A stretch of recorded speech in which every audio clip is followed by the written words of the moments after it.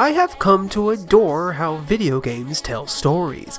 No other medium is able to give this level of interaction.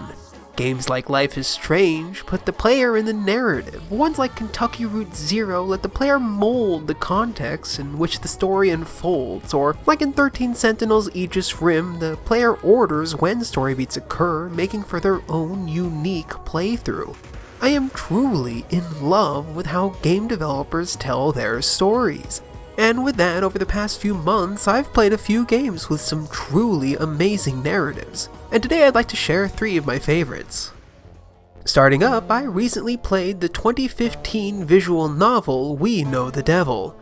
We Know the Devil was developed by the small 2-person indie studio Worst Girls Games, with additional support for music and UI.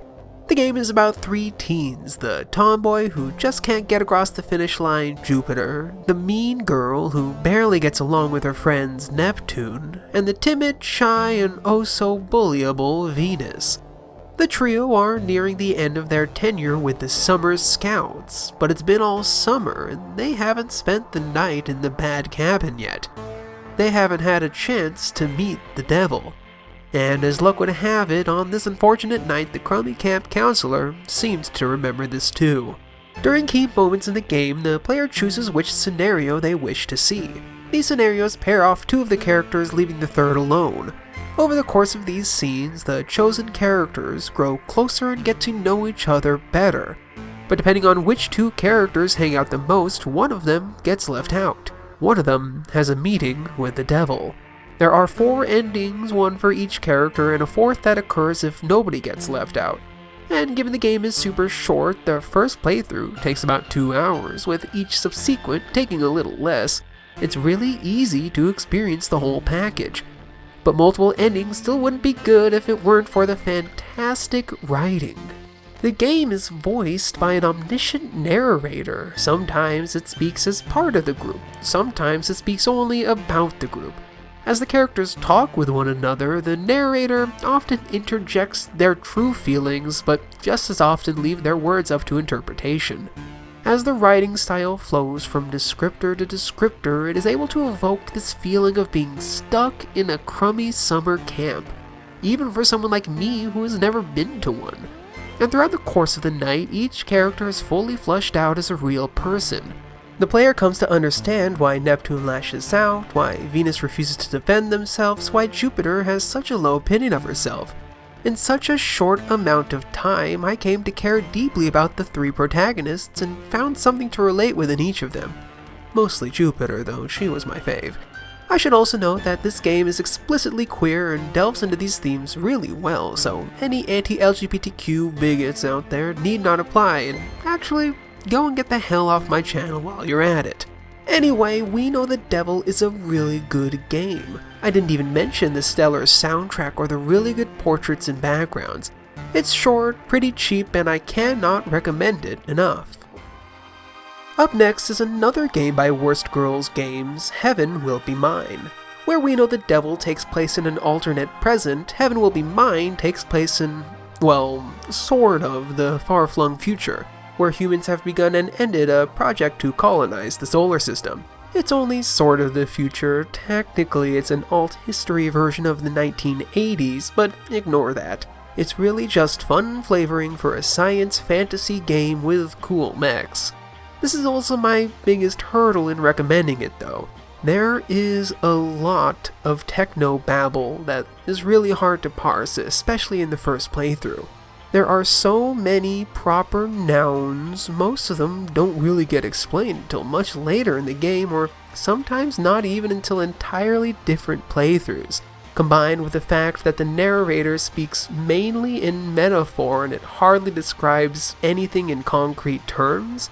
It is a lot to get through. I jied from it right from the start. I loved getting lost in the names and events that got thrown my way, and the really well-written character beats throughout only further solidified my experience. Even if you just want to see girls flirt with one another, there's still a really good package to be found. Just the real heavy front-loading of, in my opinion, the really cool sci-fi lore will be a much harder roadblock for others. At the top of Heaven Will Be Mine, the player is given a choice of who to play as. There are 3 main characters, each a mech pilot that is currently allied with one of the 3 major factions. Lunaterra is the hardened veteran who still uses her beat-up OG mech and is still carrying around some old wounds.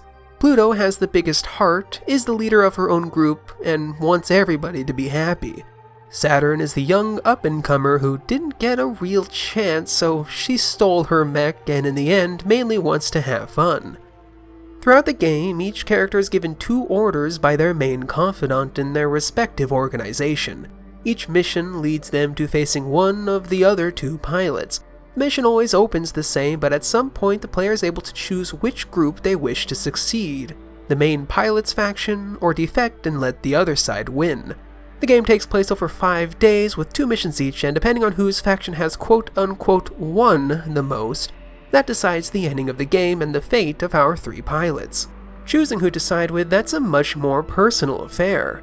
For my first playthrough, half of my choices were decided more because I thought Lunaterra was crushing hard on Pluto, and less on what I thought her personal politics were.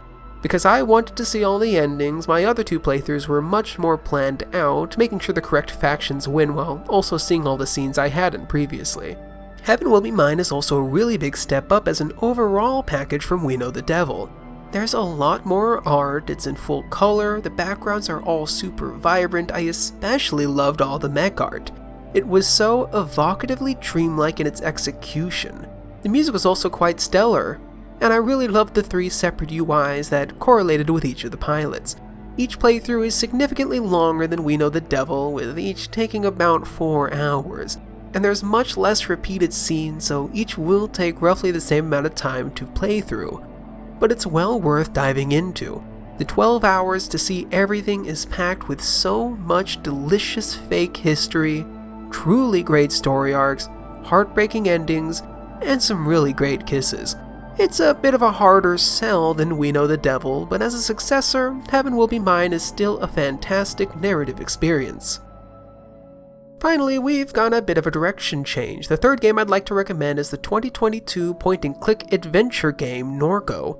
Norco was developed by Geography of Robots and published by Raw Fury.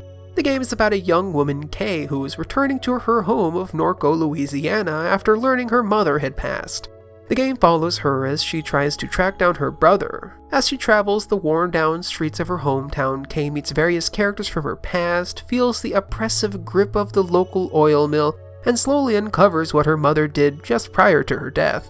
There are a few different puzzles in Norco, most involve going to a place, finding a thing, and using context clues to find out where to go next.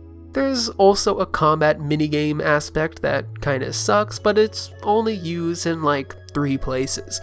Honestly though, the actual gameplay isn't why I played. It was much more fun in covering Norco's many secrets. I really wanted to know what happened to Kay's mother. I wanted to talk to the crappy director outside the convenience store. I wanted to know what happened to the guy who ate the hot dog. There are so many, often depressing, micro-narratives throughout the game that color the world, and this coloring is used to compare this alternate history with our present day remarkably well. The wild events from the game, like uploading your brain to a computer or literal robots, are only used to exaggerate the dystopian aspects of our own modern-day life during late-stage capitalism. My only real experience with point-and-click adventure games were the few humongous entertainment games I played as a kid, but the entire experience of Norco was madly nostalgic for me. The brilliant pixel art probably did a lot for this. Each area is wonderfully crafted, every landscape is beautiful, from the oppressive oil refinery to the worn-down homes, to the busy street lights to the calm river swamps. Every single piece of art in this game is amazing, and each is accented perfectly by the heavy synth soundtrack. Each song wordlessly describes each area of Norco it accompanies, and despite numerous loops, they never get old. Truly, the aesthetics are one of the main reasons Norco works. All in all, Norco is a fantastic experience. It's roughly 8 hours, tells such a moving story, and is just beautiful top to bottom. Seriously, there were moments where my jaw dropped at the amazing set pieces. And at the end, after Kay had figured everything out, Norco gave me the type of bittersweet ending that left me craving more, but so happy that I didn't have it. Thanks for watching. I can't recommend these games enough. Links to them are all in the description. And while you're down there, links to my socials are there as well. I'm at Mario8th everywhere. If you want, I'd appreciate a rating on the video, sub if you'd like more of my stuff, and in the comments below let me know your favorite narratives. And don't say The Last of Us, because it does not have a good one. Anyway, I hope you enjoyed. See you next time! Each area of Norco accompanies